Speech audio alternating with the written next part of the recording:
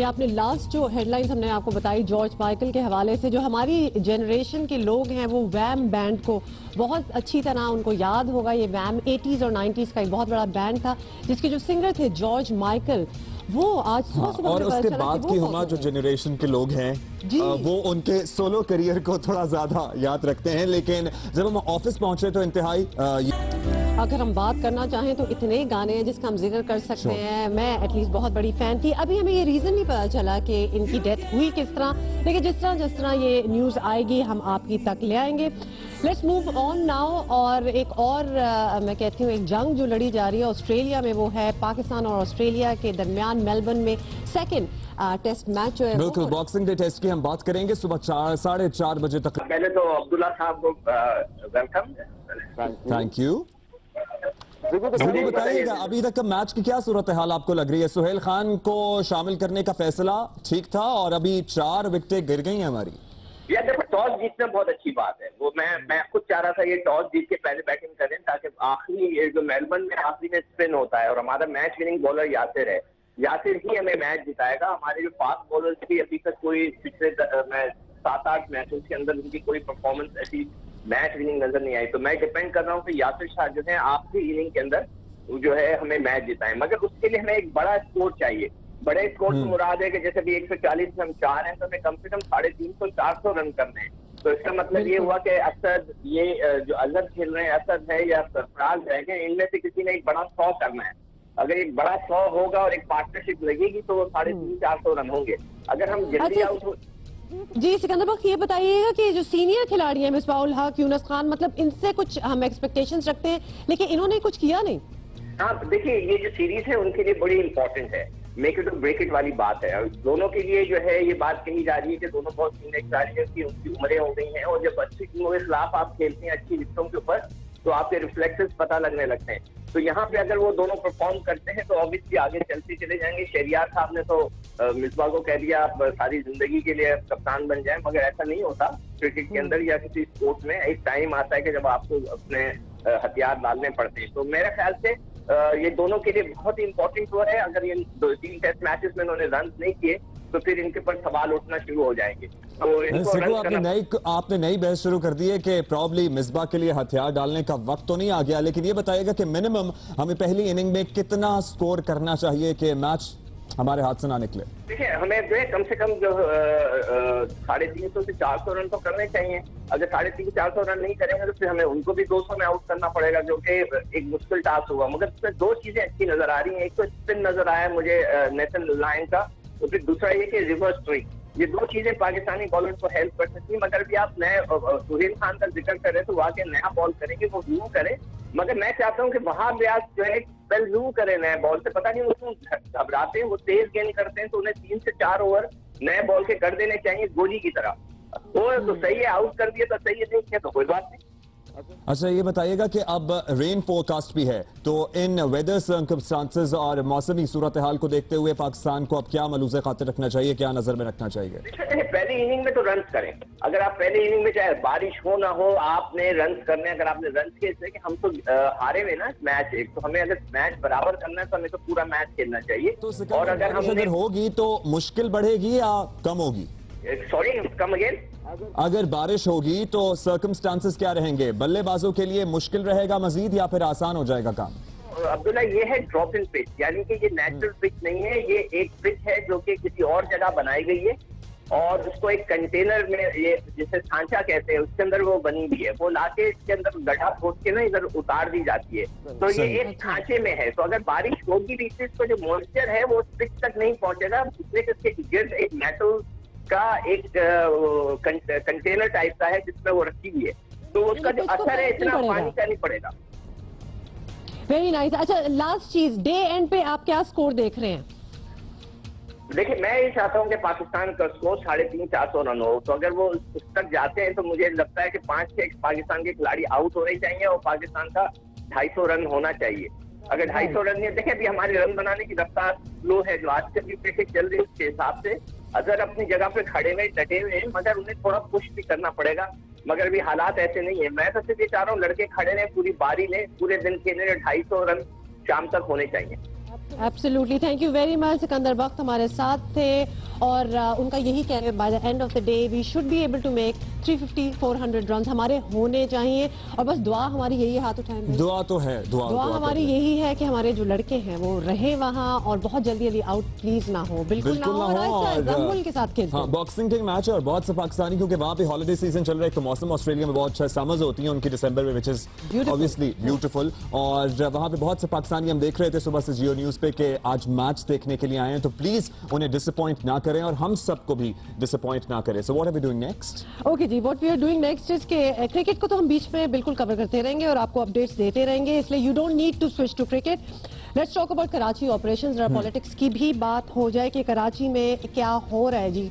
कोई सियासी मसलहत आड़े नहीं आएगी और कराची ऑपरेशन पर किसी तरह का समझौता नहीं होगा। वफाकी हुकूमत ने सिंध हुकूमत को साफ साफ पैगाम दे दिया है। गुज़िश्ता जुमे को पीपल्स पार्टी के रहनुमा आसिफ अली जरदारी की वतन वापसी से चंद घंटे पहले उनके साथी अनवर मजीद के दफातर पर रेंजर्स ने छापे मारे। करेंसी का लेन देन करने वाले उनके 3 दफातर से मुनीर अंसारी समेत 5 अफराद गिरफ्तार हुए। अनवर मजीद के घर पर भी छापा मारा और तलाशी के दौरान बड़ी तादाद में असला और गोलियां बरामद कर ली। रेंजर्स एलामिया के मुताबिक इस सिलसिले में आपको बताएं कि बाज़ाब्ता तौर पर एलामिया भी जारी किया गया, जिसके मुताबिक शुगर मिल्स के माली मामूनात देखने वाले कामरान मुनीर अंसारी की गिरफ्तारी निहायत अहम करार दी जा रही है। गिरफ्तारी के बाद सदर थाने में अनवर मजीद और ख्वाजा सुलेमान के खिलाफ इंसदाद दहशतगर्दी और गैर कानूनी असलहा रखने के तहत मुकदमा दर्ज किया गया, जबकि मीठा दर थाने में गैर कानूनी असलहा रखने और बॉल बम और इंसदाद दहशतगर्दी के तहत मुलाजमीन के खिलाफ मुकदमात दर्ज हुए हैं। और आपको ये भी बताएं कि सिक्योरिटी फोर्सेस ने जुमे ही को कराची के इलाके डीएचए में कार्रवाई करते हुए एक शख्स को हिरासत में लिया। गिरफ्तार मुलजिम नासिर साबिक DG Sindh building control authority Manzoor Kaka का करीबी साथी है। नैब को मतलूब मंजूर काका बैरून मुल्क फरार हो चुका है। और सीनियर तज्जियाकारों के नजदीक उनकी क्या राय है, ये भी आपसे शेयर करते हैं कि अनवर मजीद के अलावा साबिक DG Sindh building control authority Manzoor Qadir Kaka और साबिक chairman fisherman cooperative society Nisar Morai ऐसे लोग हैं जो कहीं ना कहीं आसिफ अली जरदारी से मुंसलिक रहे हैं या फिर उनका नाम इस्तेमाल करके ऐसे कामों में मुलव्विस रहे हैं जो कानून शिकनी के जुमरे में आते हैं। बिल्कुल। और वजीर दाखिला चौधरी निसार अली खान ने इस्लामाबाद में सहाफियों से गैर रस्मी गुफ्तगू करते हुए कहा कि आसिफ जरदारी की वतन वापसी के लिए ना कोई डील हुई, ना कोई यकीन दहानी कराई गई और पीपल्स पार्टी FIA की इंक्वायरी की वजह से नाराज है। और दूसरी तरफ की बात करें तो गुज़श्ता रोज मज़ार कायद पर हाजिरी के बाद मीडिया से गुफ्तगू की साबिक सदर और पीपल्स पार्टी के को चेयरमैन आसिफ अली जरदारी ने, जिसमें उन्होंने कहा कि अनवर मजीद से ताल्लुकात जरूर हैं। उन्होंने इसका बरमला इजहार किया और इससे वो इनकार ना कर सके, लेकिन इसके साथ साथ उन्होंने कहा कि अनवर मजीद के खिलाफ वहां क्यों कार्रवाई हुई है, इस पर उन्होंने चौधरी निसार को आगे कर दिया कि ये तो वजीर दाखिला से ही पूछ लें। फिर हम देखते हैं कि कोर्ट में क्या होता है, किस सोच में है, क्या बात है, किस तरफ केस जा रहा है। और इससे कोई हमें डिनाइल नहीं है कि अनवर साहब से हमारे ताल्लुकात जरूर हैं। ये क्यों हुआ, कहाँ हुआ और किस वक्त हुआ और कैसे हुआ और किस मौके पे हुआ, ये तो इंटीरियर मिनिस्टर से पूछने वाली बात। और आपको बताएं कि इससे पहले मुशीर इत्तलात सिंध मौला बख्श चांडियो ने नून लीग को अकल के अंधों की जमात करार दे दिया था और जाने की पेशगोई कर दी। चौधरी निसार के बारे में कहा कि वो जो भी बोले वजीर आजम में उनको रोकने की ताकत नहीं। चौधरी निसार खान साहब जो भी बोले, जो कुछ करे, वजीर आजम को ताकत नहीं है उनसे वजाहत करने की। वो डरते सहमते उनसे बोलते चौधरी साहब ऐसे ना करो, तो कहने जी मैं करूंगा, प्रेस कॉन्फ्रेंस में करूंगा, जज की तौहीन करूंगा, कमीशन पे तबसरे करूंगा, जो अच्छी बात नहीं उनको करने दिया और उनका मैं किया। वजीर साहब को बताया है, वो नाराज थे फिर भी मैंने किया। अब ऐसे दबंग वजीर को वजीर साहब क्या करेंगे। इस पे हम बात करेंगे और हमें ज्वाइन किया है पाकिस्तान पीपल्स पार्टी के सेनेटर इजाज धामरा साहब ने। इजाज साहब, अनवर मजीद के खिलाफ कार्रवाई करके वफाकी हुकूमत ने वाज़े पैगाम दिया है what they intend to do Karachi operation के हवाले से, इस पर पीपल्स पार्टी का मौक़िफ़ क्या है? इस छापे में सिंध हुकूमत को भी एतमाद में नहीं लिया गया था, ना पुलिस को एतमाद में लिया गया था। ये मीडिया में रिपोर्ट आ चुकी है, आप सब लोगों को पता है। बहरहाल ओमनी ग्रुप ने अपने हिसाब से तरदीद भी कर दी है, मगर वफाकी हुकूमत वजीर दाखिला ने 2 दिन पहले जो धमकी दी जिन कंपनियों के हवाले से, और आसिफ अली जरदारी साहब के रावल के टाइम ये सारा मामला जब हुआ, जब छापा मारना था, चाहे वो इसका ताल्लुक किसी भी पार्टी से हो, सूबाई हुकूमत ताउन कर रही है और पार्टनर। अच्छा राना साहब ये बताइएगा कि अभी तक पीपल्स पार्टी के कोच रवन आसिफ अली जरदारी का लहजा धीमा है, लेकिन बिलावल का उसके बरक्स नहीं है, तो क्या पीपल्स पार्टी आसिफ जरदारी साहब की मुफाहमत और मसलहत की पॉलिसी की जानिब दोबारा लौट रही है, जो कि बिलावल की पॉलिसी नजर नहीं आती अब तक? देखें, धीमे का जहां तक सवाल है तो जरदारी साहब पत्थर तो नहीं मारेंगे, जाहिर है वो अपनी गुफ्तगू करेंगे, और गुफ्तगू में उन्होंने सीपेक पे बात की है, गुफ्तगू में उन्होंने कश्मीर का इशू रेज किया है, और उन्होंने ये भी कहा है कि बाकी बातें जो हैं वो 27 दिसंबर के बहुत बड़े जो इवेंट हो रहा है हमारा शहीद मोहतरमा बेनजीर भुट्टो साहबा की बरसी के हवाले से, गड़ी खुदाबख्श भुट्टो के अंदर उन्होंने कहा है कि बाकी बातें होंगी, और उन्होंने ये भी कहा है कि जब मैं बाहर जा रहा था तो अफवाहों की फैक्ट्रियां कायम हो चुकी थी, जो ये प्रोपेगेंडा कर रहे थे कि जरदारी साहब अब नहीं आएंगे, तो उन्होंने आके उन तमाम प्रोपेगेंडा को खत्म कर दिया, और उन्होंने ये भी कहा कि सियासी अदाकार जो मुझसे प्रोपेगेंडा करके चाहते हैं ऐसा नहीं होगा, हमारी लाशें तो गड़ी खुदाबख्श में दफन होंगी, ये भी कहा है उन्होंने। तो बड़ा क्लियर कट एक उन्होंने स्टांस लिया है, बाकी सीसी में जो होगा। लेकिन दाना साहब क्या ये बेहतर नहीं होगा कि चौधरी निसार साहब के खिलाफ मुहिम के बजाय पीपल्स पार्टी वो अपने 4 मुतालबात जो हैं वो हुकूमत से उनके बारे में बात करे और वो मनवाने की कोशिश करे? पीपल्स पार्टी के खिलाफ जो है वो चौधरी निसार मुहिम चला रहे हैं, हमें चलाने की कोई जरूरत नहीं है। 4 मुतालबात पर हमारा स्टैंड है, और आपको ये भी मालूम होगा कि वजीर खजाना साहब ने 3 मुतालबात में की हामी भर दी थी लाहौर में मीडिया से बातचीत करते हुए। तो ये वजीर आजम साहब बताएंगे कि कौन से ऐसे मुतालबात हैं जो मंजूर किए जा सकते हैं।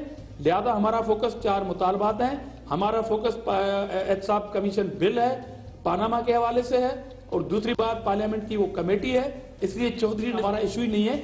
हाँ, चौधरी निसार प्राइम मिनिस्टर का इशू है कि वो बाद औकात उनके खिलाफ बड़ी गहरी साजिश करते रहते हैं, इसलिए उनको हटा के अपनी साजिश को बंद कर सकते हैं, क्योंकि चौधरी निसार की भी जो परेशानी वो समझ में आती है कि वो वजीर आजम के कैंडिडेट है, वो इसी टेन्योर में वजीर आजम बनना चाहते हैं, तो ये झगड़ा PML-N के अंदर झगड़ा है, हमारा झगड़ा। इजाज़ धामरा साहब हमसे बात कर रहे थे, People's Party taking it slow and easy. अभी जरदारी साहब वापस आए हैं। 27 दिसंबर को उन्होंने कोई सरप्राइज देना है, लेकिन अगर 27 से पहले की बात करें 25 की, तो बहुत से लोगों को सरप्राइज गिफ्ट जरूर मिले होंगे, क्योंकि क्रिसमस का मौका था, और अभी हम बात करेंगे क्रिसमस की है। और पाकिस्तान में बसने वाले हमारे मसीही बहन भाइयों ने क्रिसमस का त्यौहार मजहबी जोशो खरोश से मनाया, और कराची के एक मकामी चर्च में जियो पाकिस्तान के नुमाइंदे ने कुछ हमारे क्रिश्चियन ब्रदर्स एंड सिस्टर्स से बात भी की है। बिल्कुल, वो आप देखें।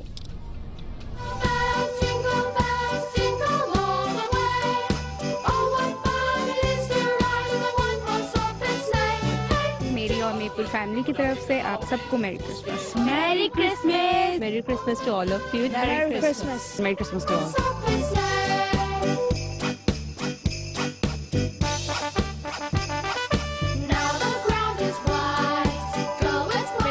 और हमने आज चर्च आए हैं, हमने क्रिसमस सेलिब्रेट किया है, और चर्च में आके हमें पता चला कि क्रिसमस क्यों सेलिब्रेट किया जाता है, क्रिसमस की क्या वैल्यूज़ है, और क्रिसमस जो है जीसस क्राइस्ट के आने की खुशी में सेलिब्रेट किया जाता है। और क्रिसमस हमने जो है बहुत मतलब इंजॉय करके सेलिब्रेट किया अपने पूरे फैमिली के साथ।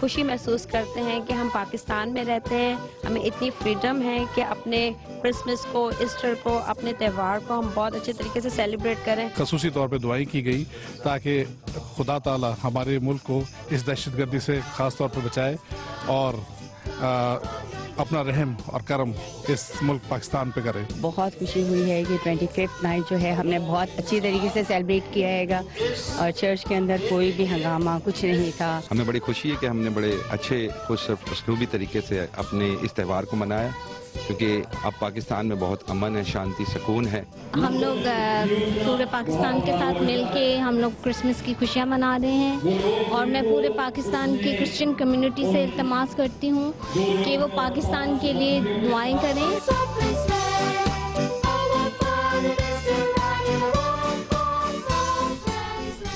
क्या क्या जबरदस्त कलरफुल किस्म की सारी सेलिब्रेशंस हैं और हमारे कुछ टीम मेंबर्स हैं, उन्होंने भी बड़ी अच्छी क्रिसमस सेलिब्रेट की। केक का मैंने उनसे तकाजा किया, क्रिसमस के मौके पर जो स्पेशल केक्स होते हैं ना, जिसमें नट्स बहुत ज्यादा होते हैं, सारे फ्रूट्स होते हैं, dry fruits and all of that, it's lovely. कोई हमें भेज दे प्लीज। ओके, हम ब्रेक ले रहे हैं, शायद आ ही जाए।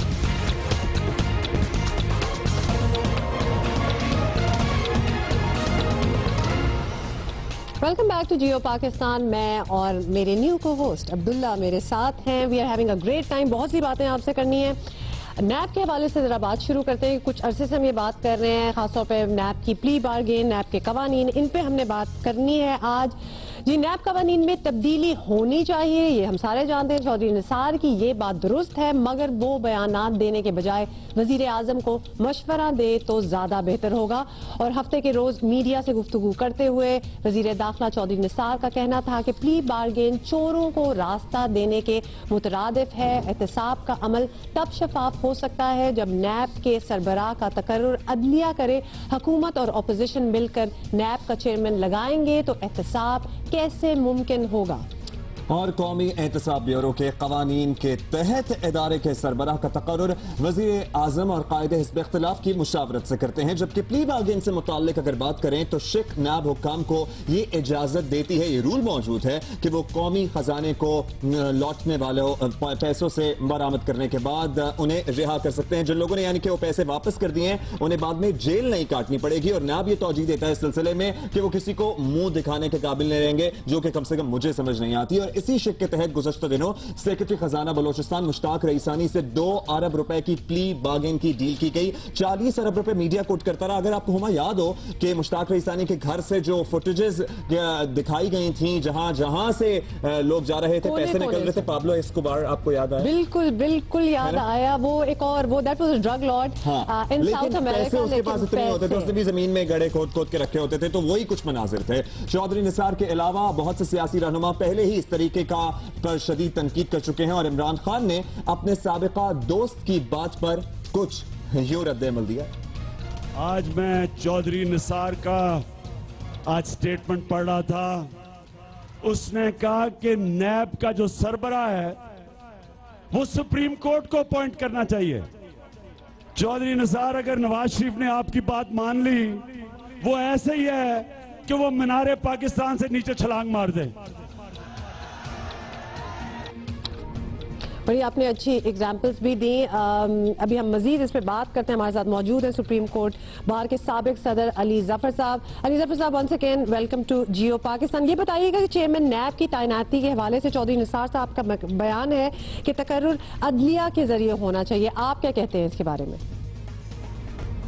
चौधरी निसार साहब और कुछ लोग कह रहे हैं कि जो नैब चेयरमैन है उनकी अपॉइंटमेंट अदलिया से होनी चाहिए, लेकिन मेरा ख्याल है जो लोग ये कह रहे हैं उन्होंने पूरी तरह इस पे सोच विचार नहीं की। क्योंकि आपको पता है कि अदालतें जो हैं वो उन्होंने अपॉइंटमेंट जब करेंगी वो नैब चेयरमैन की, तो नैब चेयरमैन के ही फैसले और नैब के तहत जो उनके चेयरमैन के तहत जो लोग काम करते हैं उनके फैसले अल्टीमेटली कोर्ट ने ही देखना है। जब वो ज्यादती करेंगे किसी लोगों के साथ और वो ज्यादती लोग जब लेके आएंगे कोर्ट के सामने फैसला करने के लिए, तो कोर्ट ने ही उनके खिलाफ ही फैसले देने हैं या समाअत करनी है केसेस की। तो मेरा ख्याल है कि ये बहुत बड़ा बताइएगा कि क्या इम्कानात हैं कि अदलिया से लिए गए चेयरमैन नैब के ऊपर भी शक की उंगलियां या फिर उन्हें तनकीद का निशाना बनाया ना जाए, जैसे कि चीफ इलेक्शन कमिश्नर के मामले में हमने देखा कि लोगों को उस पर तहफ्फुजात रहे हैं। ये बिल्कुल ठीक दुरुस्त बात है, क्योंकि देखें सुप्रीम कोर्ट के पास कोई ऐसे एक्सपर्टीज नहीं है कि वो अपॉइंटमेंट्स बिल्कुल दुरुस्त कर सकें।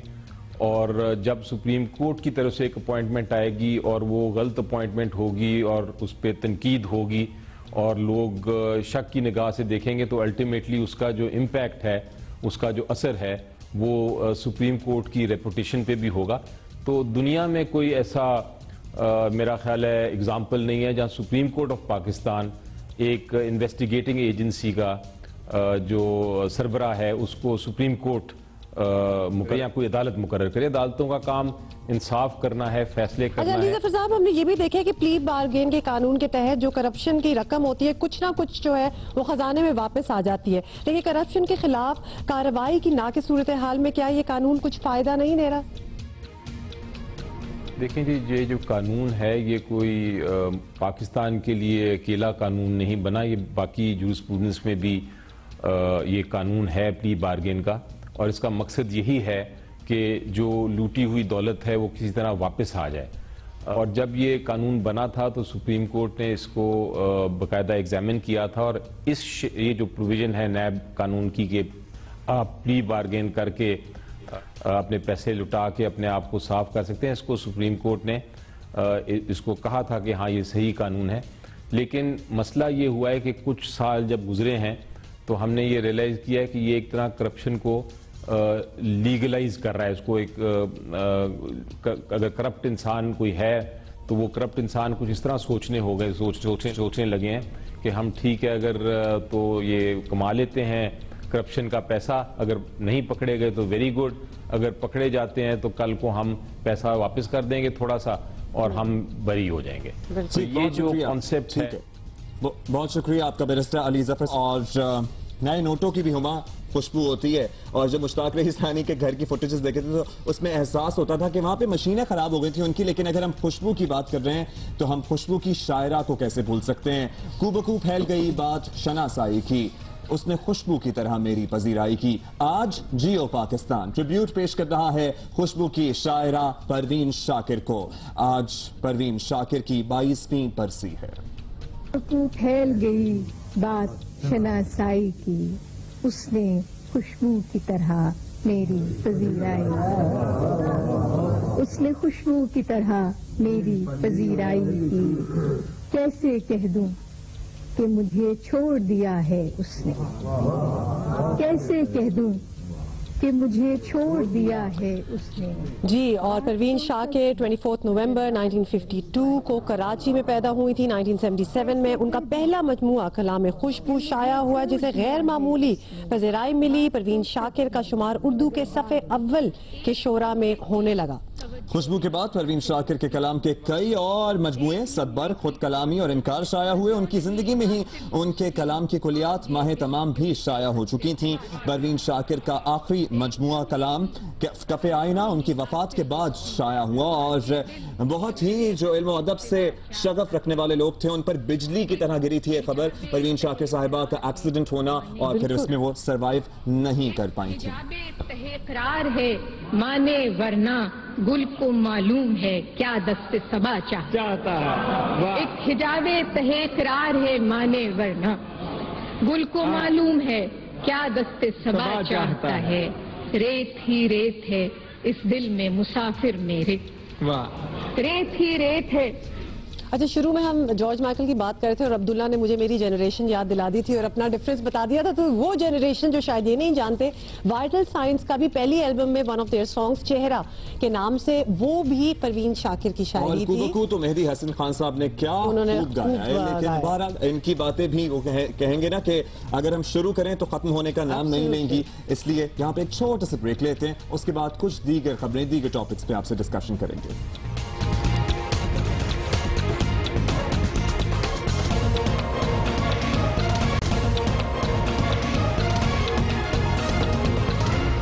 अच्छा, कल 25 दिसंबर था, क्रिसमस की हमने बात की। 2 सालगिरहें जिनको हम मेंशन कर दें, इधर एक तो कायदे आज़म मोहम्मद अली जिन्ना, उनकी सालगिरह थी कल, और वजीर आज़म नवाज शरीफ की कल सालगिरह थी, जो उन्होंने इतने खूबसूरत तरीके से मनाई और ट्विटर पे कुछ तस्वीरें भी कुछ हम आपके साथ शेयर करने लगे।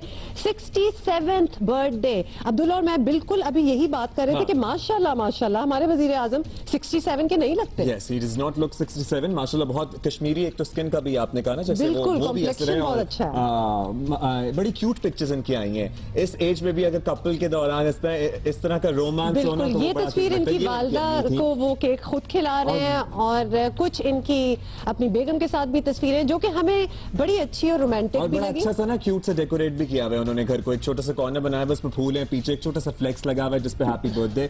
तो this is overall very romantic and cute. Absolutely wishing you good healthy life PM साहब, और खास तौर पे क्योंकि अभी आपने हाल में ही अपने अपना ओपन हार्ट सर्जरी भी कराई है, एक नई तवानाई, एक नया दिल आपको मिला है। So wishing you a long life and हमारी तरफ से हैप्पी बिलेटेड बर्थडे। और आज हमने हुमा परवीन शाकिर को तो याद किया ही, लेकिन आज उर्दू और पंजाबी और फिल्म और गजल शायरी के एक और बड़े नाम मुनीर नियाजी भी हमसे आज ही के दिन बिछड़े थे। इनके बिछड़े हुए 10 साल बीत गए हैं। मुनीर नियाजी 1929 में होशियारपुर में पैदा हुए थे और इनका जब तस्करा आता है तो वो जरूर मेरे जहन में आता है कि कुछ शहर दे लोग भी जालम सन, कुछ सानू मरंदा शौक भी सी। हाँ, देखिए कितनी चीजें आपको सुबह सुबह बस चलती हैं जियो पाकिस्तान में। ये ऐसी चीज है जो आप यूज भी करते हैं, कहते भी हैं, आपको कहा भी गया है, बट किसने ओरिजिनली कहा था? और जब भी ये कहते हैं ना कि बाज अल्फाज और बाज अल्फाज का मजमुआ एक फ्रेज बन जाता है, तो वो जो इनकी गजल है कि हमेशा देर कर देता हूं मैं, हाँ। वो भी लोग अक्सर यूज करते हैं। किसी भी काम में देर हो जाए ना तो वो जरूर बोलें। आइए जरा सुनते हैं। कोई वादा निभाना हो, उसे आवाज देनी हो, उसे वापस बुलाना हो, हमेशा देर कर देता हूं मैं। उन्होंने उर्दू के 13 और पंजाबी के 3 शेरी मजमूए यादगार छोड़े हैं और कई फिल्मों के नगमात भी तहरीर किए हैं उन्होंने। मैडम ने भी उनके बहुत से गाने गाए हैं जो बेहद मकबूल हुए। मुनीर नियाजी की खिदमत के एतराफ कर उनको हुकूमत पाकिस्तान की तरफ से सदारती तमगा भी दिया गया। मिलने जाना हो, अज दा दिन भी एवं लंघिया, कोई भी कम ना होया। पूरब वल्लों चढ़िया सूरज पश्चिम मान खलोया, ना मिलिया मैं खलकत नू, ना मैं याद खुदा नू कीता,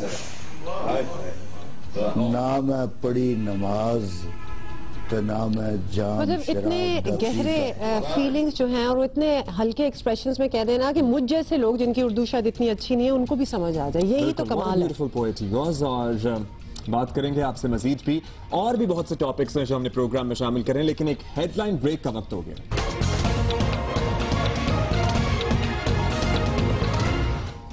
वेलकम बैक टू जियो पाकिस्तान। जो लोग अभी हमें ज्वाइन कर रहे हैं, आप लोग किधर थे? मतलब कोई 1 घंटा हमने गुजार दिया, बट वेलकम टू जियो पाकिस्तान। और सबसे पहले हम क्या मैच की बात कर लें? हम मैच की बात कर लेते हैं कि मैच बारिश की वजह से मुतासिर हो गया है, अभी तक शुरू नहीं हुआ है। आज दूसरे टेस्ट का पहला दिन चल रहा है। मेलबर्न में बॉक्सिंग डे का टेस्ट मैच खेला जा रहा है और let's hope for the best. Absolutely. लेकिन सबसे पहले जियो पाकिस्तान की इस घंटे की टॉप स्टोरीज।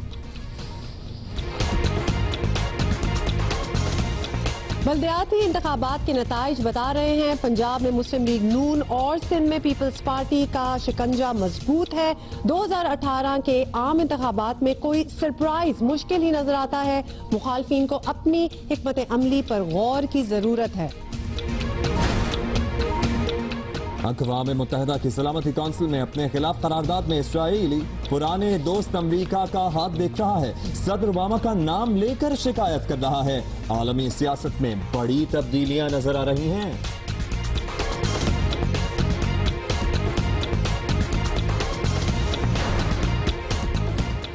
और कुछ खूबसूरत आशार की बात हो, कोई नज्म और गजल का जिक्र चले, आज याद ताजा कर रहे हैं परवीन शाकिर की।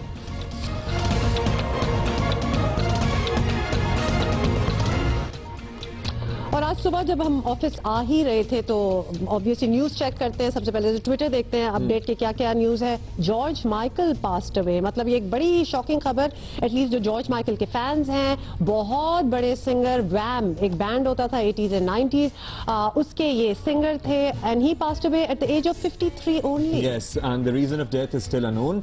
तो वो अभी जैसे जैसे डेवलपिंग स्टोरी है सामने आएंगी, डिटेल्स हम आपसे भी शेयर करेंगे, लेकिन पहले उनकी कुछ याद ताजा कर लेते हैं।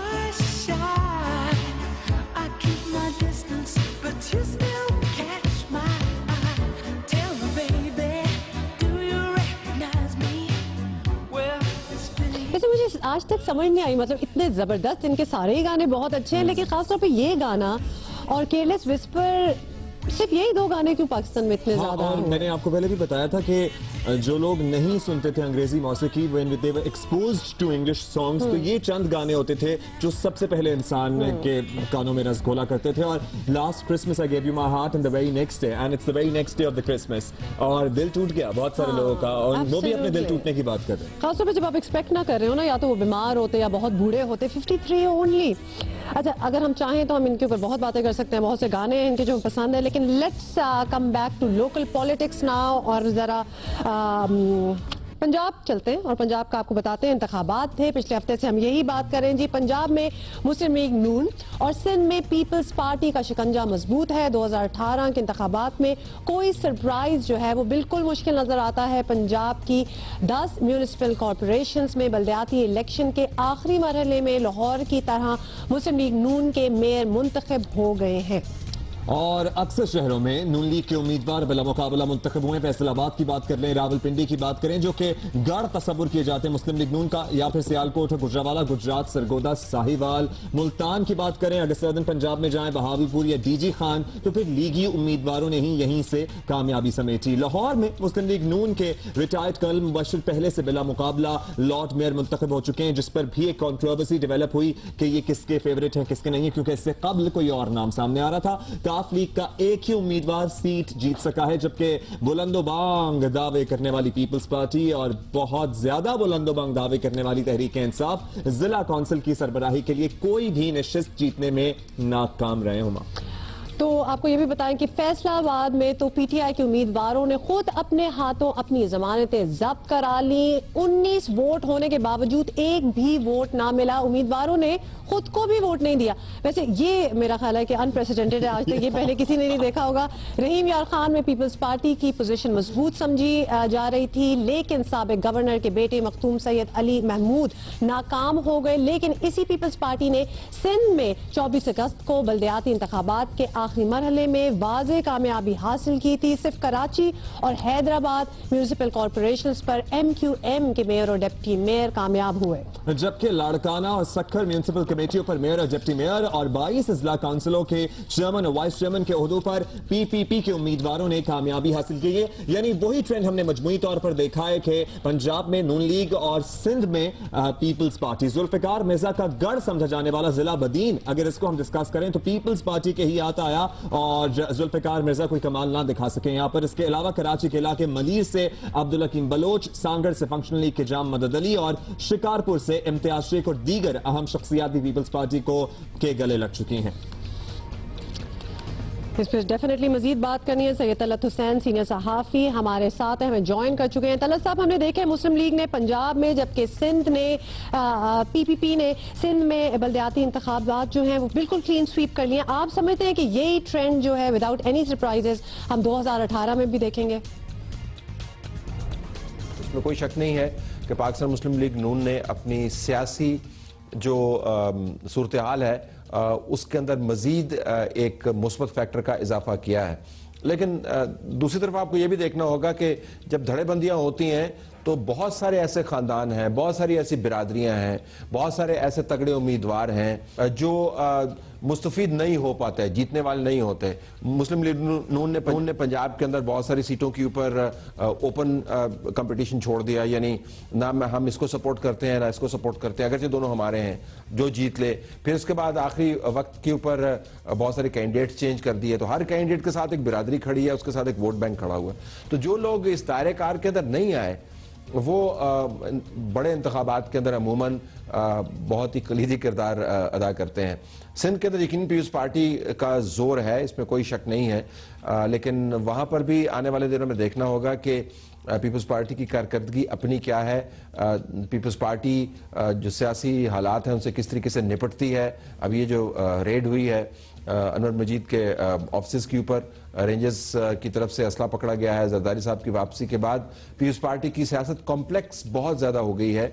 उनकी एक रनिंग वॉर चल रही है पाकिस्तान की इस्टेब्लिशमेंट के साथ, और बिलखसूस जब उन्होंने ये बयान दिया कि मैं ईंट से ईंट बजा दूंगा, उसके बाद हालात दुरुस्त हो नहीं पाए। आने वाले दिनों में देखना ये होगा कि ये फैक्टर्स। तलत साहब, हमने पीपल्स पार्टी और मुस्लिम लीग नून की तो बात की, लेकिन पंजाब में तहरीक इंसाफ जो कि 2013 के इंतखाबात में अच्छी खासी सीटें और वोट लेकर सामने आई थी, बल्दियाती सतह पर कोई खातिर खा कामयाबी नहीं मिली है।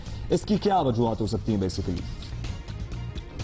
देखिए, बुनियादी वजह तो बुनियाद ही है। ये जो इंतखाबात का आखिरी मरहला था, इसने जो पिछले इंतखाबात के मुख्तलिफ मरहले थे बल्दियाती इंतखाबात के, उसके ऊपर ही बिल्ड करना था। जो मेंबरान इलेक्ट हो गए थे असम्बलियों के अंदर, उन्हीं के नंबर्स के ऊपर इलेक्शन होना था।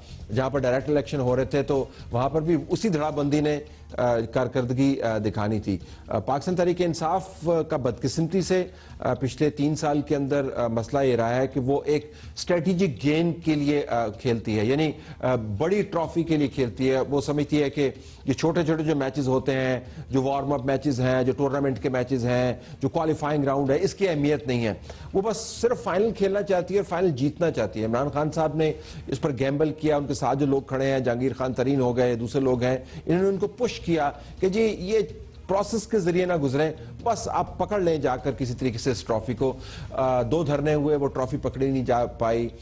पनामा लीक्स हुआ, ट्रॉफी पकड़ी नहीं जा पाई, और अब मामला अदालत में, और अदालत के बाद न जाने किस तरफ जाएगा। तो पीटीआई ने बहुत वक्त जाया किया, तंजीम साजी का वक्त जाया किया, लोगों को एलियनेट किया।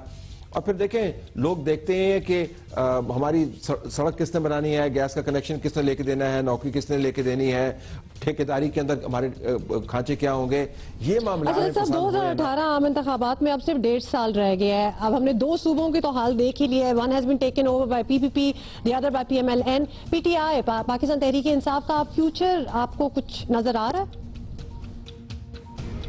देखिए, तहरीक इंसाफ को बहुत बड़े चैलेंज का सामना है उनका, लेकिन उनका एडवांटेज आप देखिए, उनका वोट बैंक बहुत तगड़ा है।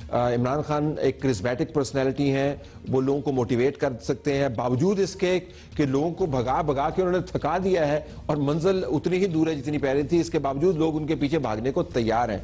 हर वक्त तैयार नहीं, एग्जॉशन विल सेट इन, लेकिन अभी भी उनका करिश्मा बाकी है। उनकी एंटी नवाज वोट बैंक उनके पास है। पंजाब में उन्होंने बहुत काम किया है। जो इंतखाबात हुए हैं, बाई इलेक्शन जिनको हम कहते हैं, उन बाई इलेक्शंस में नेक एंड नेक मुकाबले रहे हैं। उन्होंने बहुत बड़ी तादाद में वोट डले हैं उनकी जमात को, बावजूद इसके कि उनकी तंजीम साजी 0 के बराबर है। उन्होंने अपने चहीतों के हवाले पंजाब किया हुआ है, तजर्बात की आम जगह बना हुआ है पंजाब, नतीजा मिल नहीं रहा। इसके बावजूद उनका एडवांटेज है।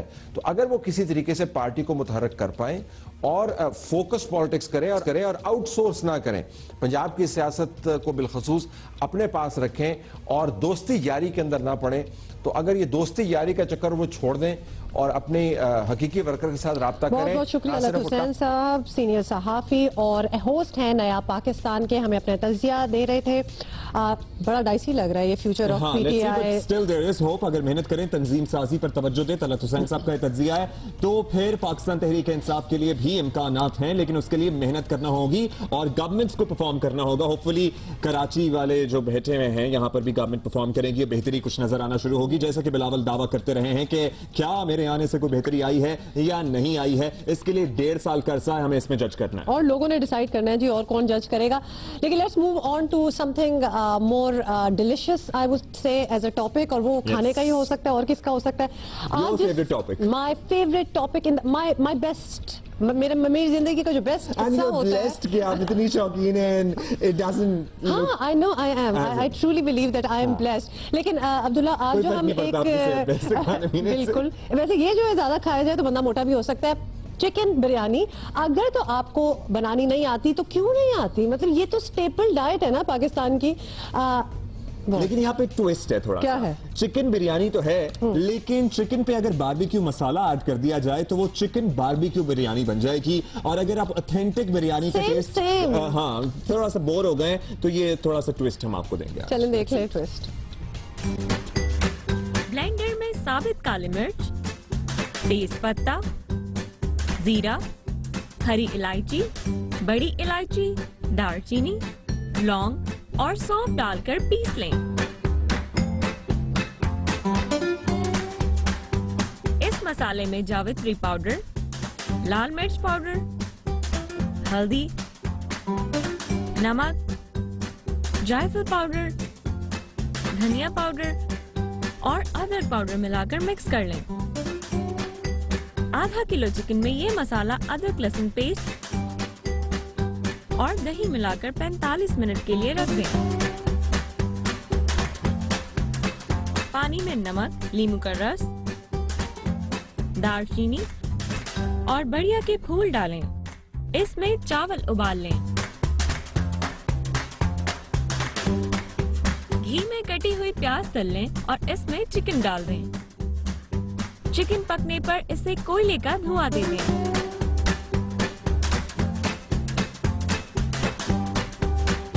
बर्तन में टमाटर रखकर इस पर चिकन की तह लगाएं। हरी मिर्च और हरा धनिया डालकर चावलों की तह लगा दें।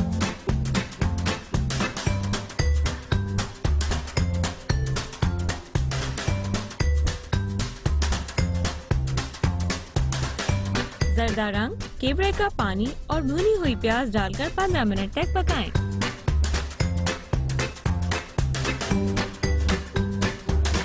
अरे वाह, देखो बात तो वही होगी ना, मतलब कोई बहुत ज्यादा डिफरेंट नहीं जैसे I like biryani in its original taste, लेकिन ये हम ट्राई करेंगे अगर आप बनाएंगी तो। Okay, thank you. बट मैं बनाती हूँ और मैं बड़ी एक्सपर्ट बिरयानी मेकर हूँ, लेकिन मैं इतने कोई मतलब शशके नहीं डालती। The classic way is the best way. अच्छा, आलमी मंजरनामे पर हुमा कुछ तब्दीलियां रूनुमा हो रही हैं और बड़ी जो पक्की दोस्तियां थी वो खटाई में पड़ती हुई और वो कुट्टी होती हुई नजर आ रही है। अभी हम बात कर रहे हैं अमरीका और इसराइल की। ओबामा इंतजामिया की जानिब से सलामती काउंसिल में इसराइल मुखालिफ करारदाद वीटो न करने पर इसराइली वजीर आजम अपने पक्के दोस्त से जरा नाराज हो गए हैं। बिल्कुल, और ये आपको बताएं कि जुमे के दिन अक़वाम मुत्तहिदा की सलामती काउंसिल ने मुतफ़िक़ा तौर पर इसराइल की जानिब से मकबूजा फ़लस्तीन की ज़मीन पर बस्तियों की तामीर के खिलाफ करारदाद मंजूर की थी, जिसमें इसराइल से बस्तियों की तामीर खत्म करने का मुतालबा किया गया था। क्रिसमस की छुट्टी के बावजूद इसराइली हुकूमत एक्शन में नजर आई है और इसराइली वजीर आजम नेतन्याहू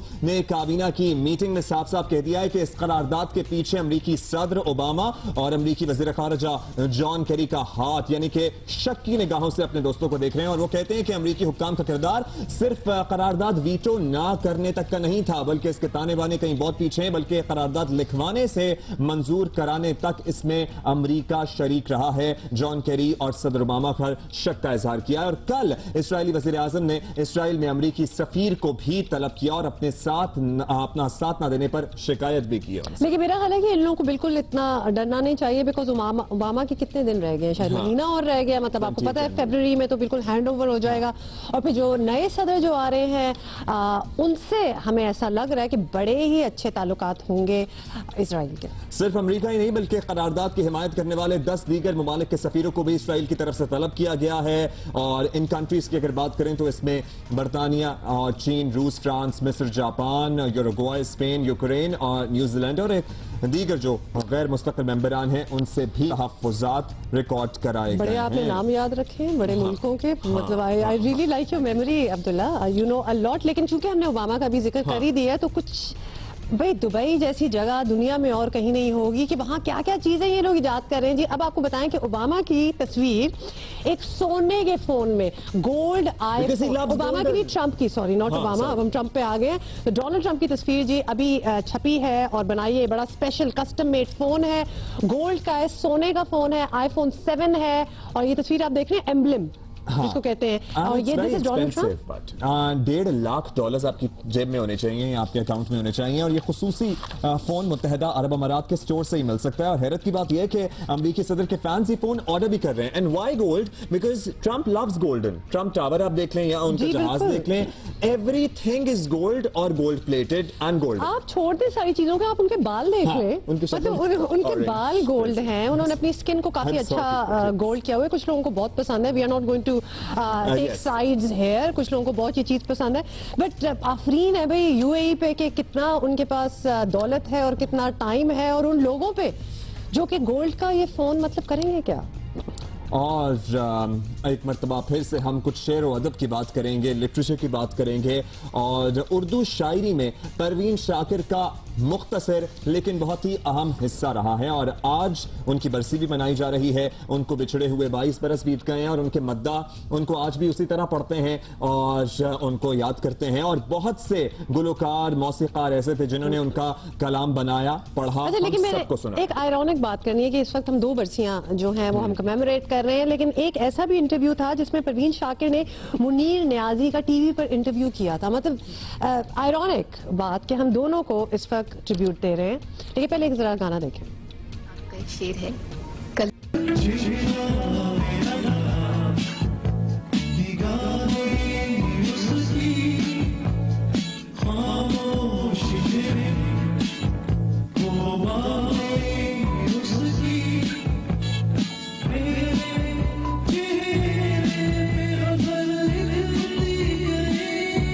बादबां खुलने से पहले का इशारा देखना, बादबां खुलने से पहले मैं समंदर देखती हूँ,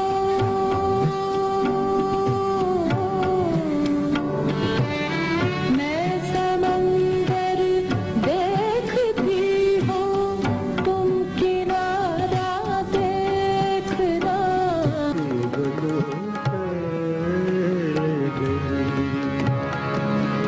उसने खुशबू की तरह खुशबू की तरह उसने खुशबू की तरह मेरी पजीराई के टूटी है मेरी नींद मगर, टूटी है मेरी नींद मगर, तुमको इससे क्या, तुमको इससे क्या, बजते रहे हवाओं से दर, तुमको इससे क्या, तुमको इससे क्या। गोरी करत सिंगार, गोरी करत सिंगार, गोरी करत सिंगार, गोरी करत सिंगार, बाल बाल मोती चमकाए रोम रोम महकार, मांग सिंदूर की सुंदरता से चमके चंदन बाल, गोरी करत सिंगार, गोरी करत सिंगार, गोरी करत सिंगार। What beautiful song। और मैं और अब्दुल्ला भी थोड़े से हैरान थे, खासतौर पे ये आखिरी वाला जो था, ये हमें नहीं पता था कि ये इन्होंने परवीन शाकिर ने। और शुरू का जो था इट वाज सो सैड, वो चेहरा वाइटल साइंस का हम आपको बताते कि ना रहे जुनैद जमशेद अब हम सबको छोड़ के चले गए और ना ही परवीन शाकिर इस दुनिया में हैं, तो ना उस गाने की शायरा और ना ही गुलकार और मेहदी हसन भी नहीं है, तो like a lot of losses. छोटा सा ब्रेक, फिर मिलते हैं। गले में जुगनू हार, संदल ऐसी पेशानी पे बिंदी।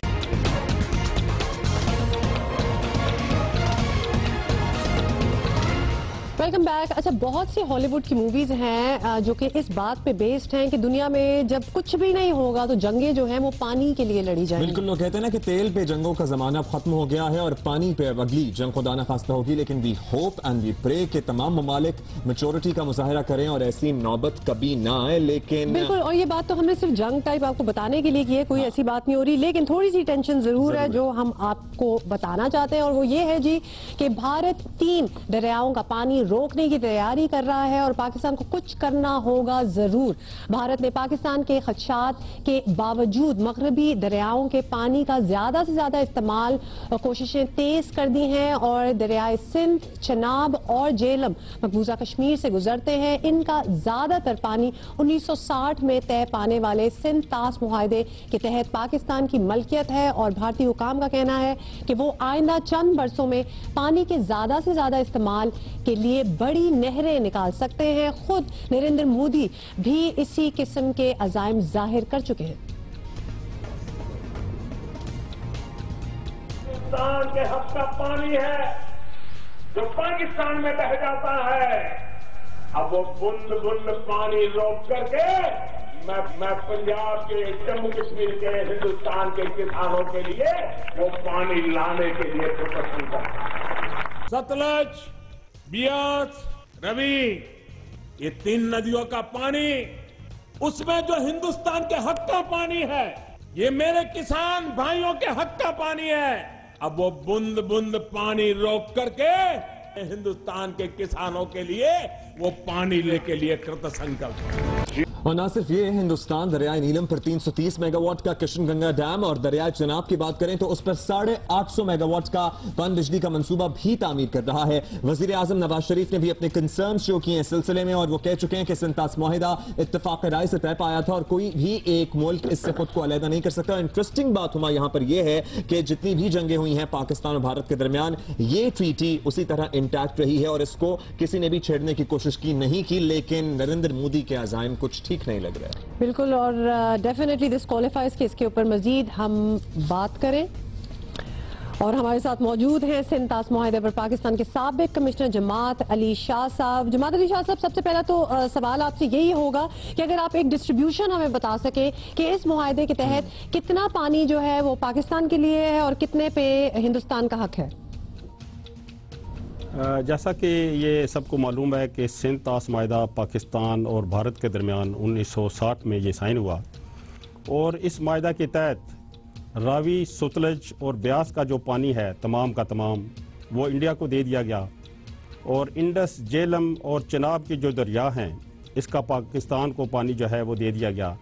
लेकिन इसकी अपर रीचेज़ में इंडिया को कुछ जो है वो यूजेस जो है वो दे दिए गए, लेकिन वो यूजेस जो हैं वो फ्री नहीं है इस तरह कि वो उनको रोक सके, बल्कि ये है कि उसमें कुछ रेस्ट्रिक्शन लगाई गई हैं कि जैसे अगर वो run of river hydro electric plants बना सकता है तो उसकी इंफॉर्मेशन देगा, उसका कंप्लीट डाटा देगा। इसी तरह अगर स्टोरेज वर्क्स हैं तो उनकी भी डिटेल देगा।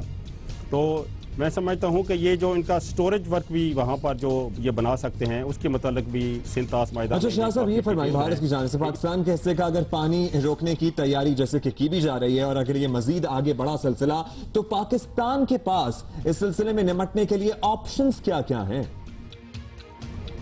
ये जब से ये मुआहिदा हुआ है तो तकरीबन 10 साल तो ये ट्रीटी जो है ये इम्प्लीमेंट अच्छी तरह होती रही, लेकिन उसके बाद ऑक्युपाइड कश्मीर से जो हैं उनके जो पपेट जो चीफ मिनिस्टर थे उन्होंने वावेला शुरू कर दिया कि ये ऑक्युपाइड कश्मीर के मुसलमानों का पानी पाकिस्तान को दे दिया गया है और जो दरिया रावी, सतलज और ब्यास हिंदू इलाके से थे वो उनका पानी जो है वो इंडिया के हिस्से में आया है।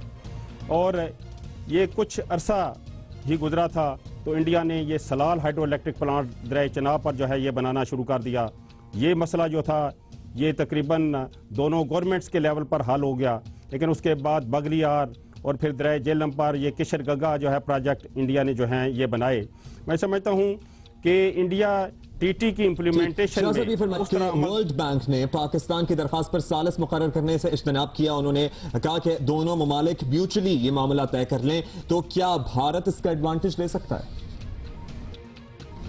सिंतास मुआहिदा में ये है कि अगर कमीशन लेवल पर इशू हल नहीं होता और गवर्नमेंट की आपस में कोई इंटरवेंशन इस तरह की नहीं आती जिससे कि मिल बैठें, तो फिर किसी भी मुल्क को हक है कि वो कोर्ट ऑफ आर्बिट्रेशन में चला जाए या न्यूट्रल एक्सपर्ट की तरफ चला जाए।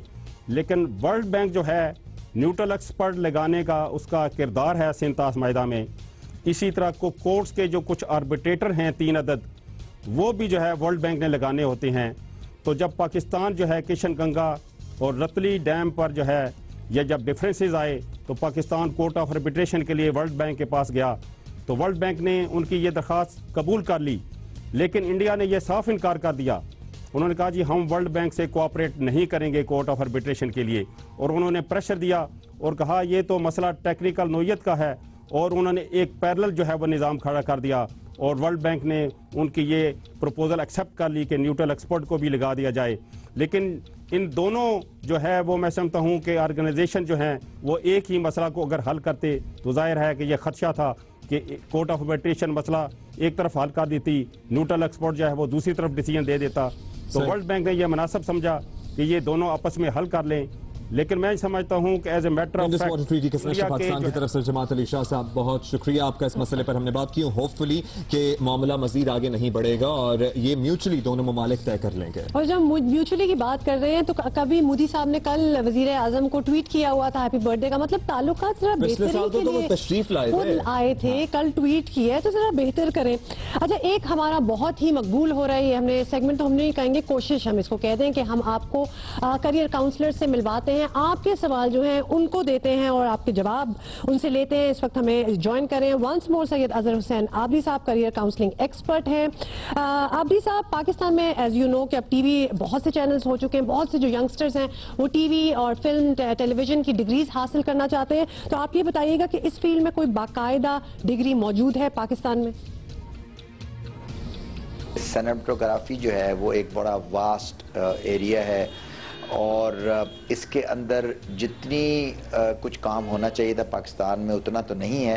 जेनरिक डिग्री ज़रूर मौजूद हैं, लेकिन जिस तरह से स्पेशलाइजेशंस होनी चाहिए वैसे नहीं है। आप सही कह रही हैं। अच्छा आबदी साहब, अगर फिल्म सिनेमेटोग्राफी की बात करें तो इसमें मजीद कितना काम होने की ज़रूरत है? इसमें तालीम अगर किसी ने हासिल करनी हो तो वो कहाँ जा सकता है, क्या करें? जी बिल्कुल, हम इसके अंदर जो है वो स्पेशलिस्ट डिग्रीज ऑफर कर सकते हैं, जिसके लिए हमें कुछ शोबे हैं जिसके अंदर कैरिकुलम्स को रीराइट करना होगा और टेलीविज़न और फिल्म के इंडिपेंडेंट स्कूल्स बनाने होंगे, रिसर्च सेंटर्स बनाने होंगे। और देखिए, थिएटर प्रोडक्शन है, स्क्रिप्ट राइटिंग है, टेलीविज़न और फिल्म है, डॉक्यूमेंट्री है, फीचर फिल्म है, लाइटिंग है, साउंड है, कैमरा टेक्निक्स है। ये वो सब एरियाज़ हैं जिसमें बैरून मुल्क स्पेशलिस्ट डिग्रीज मौजूद हैं। और हमें अगर हम इसको कंपेयर करें अपने पड़ोसी मुल्क में, तो हमारे पास उस तरह से जो डिग्रीज या जो टेक्निक्स है, टीचिंग मेथडोलॉजी या फैकल्टी या इक्विपमेंट मौजूद नहीं है। और ये बहुत बड़ा, जैसे मैंने कहा, वास्ट एरिया है और इसके अंदर बड़ा काम होने वाला है। साहब आप बता रहे थे, और बहुत कम इंस्टीट्यूट्स हैं, इस तरह में इंस्टीट्यूट्स कायम करने की जरूरत है। लाहौर में एनसीए वगैरह, I know myself as a film graduate from NCA, तो यहाँ पे कराची में भी, Indus valley I am sure, लेकिन अभी मजीद इंस्टीट्यूशंस कायम करने की जरूरत है। Break time.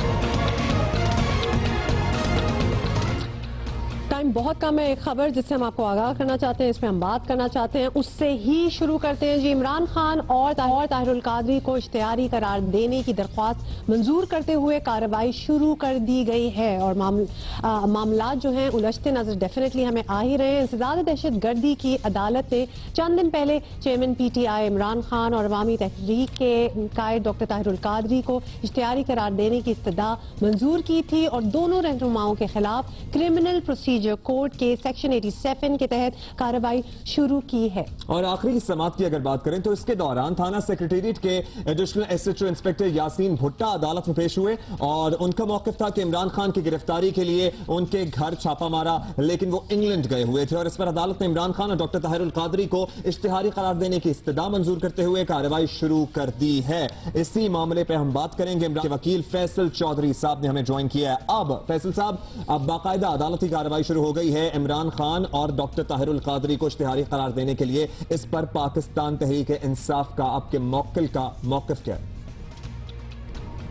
ये कहना जो है ये सरासर जाती होगी कि इमरान खान साहब हों या ताहिरुल कादरी साहब हों, वो किसी भी ऐसे जुर्म में बजाते खुद मुलव्वस रहे हों या उनसे ये बात करना भी मज़ाक़ खेज़ लगती है। लेकिन क्योंकि अदालती तरीक़ेकार हैं, प्रोसीजर्स हैं, तो याद रखिएगा कि केसेस जो अगर झूठे केसेस भी होते हैं तो उनमें प्रोसीजर्स के मुताबिक जो है ये मामला आगे बढ़ेगा। तो हमारा मौक़िफ़ तो वही होगा जो कानून कहता है और पाकिस्तान के कानून के मुताबिक जो भी कार्रवाई होगी हम उसको अच्छा देखिए साहब, अगर अब सूरत हाल ऐसी है कि अगर इसी तरह रहा तो दोनों मुल्जमान के खिलाफ अदालती फैसले आ सकते हैं, आपको क्या लगता है?